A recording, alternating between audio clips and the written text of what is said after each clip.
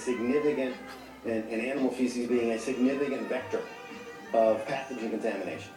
From our perspective, we want to discourage all, I repeat, all use of raw, untreated manure on crops.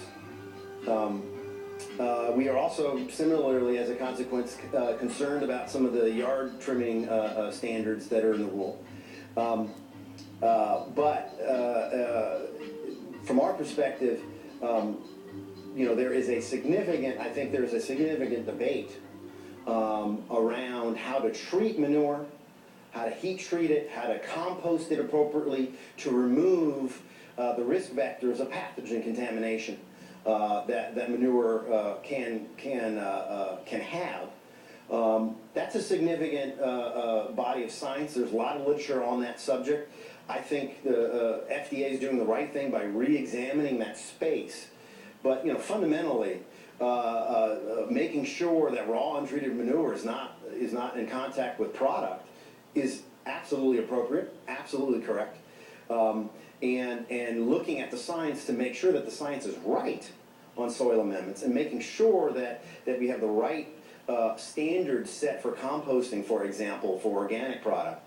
I think that's another place where FDA has gone back, is in the process of reevaluating. It's another example of FDA really handling this appropriately, which is going back, making sure the science is right in what is a critical area.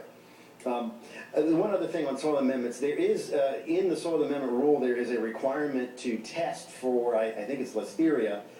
We're not entirely sure there is a valid way currently to do that. So it's we're a little unclear why FDA would be mandating testing for a substance where no test yet accurately exists, right? So maybe that's an aspirational goal, but that may be something that FDA wants to clarify. Animals, and we have talked a little bit about animals, and it actually works nicely with this concept of manure and feces. Western Growers was involved in the wake of the spinach outbreak that Chris mentioned roughly 10 years ago. We were heavily involved in writing what's called the Leafy Green Marketing Agreement.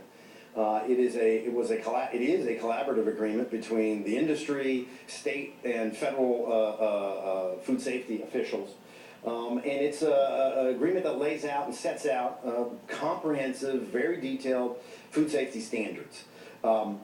And from that experience, we have seen differences in how animals are treated in the food safety context. And the one thing that I will leave you with is the need, I think for FDA, the need to recognize different levels of risk.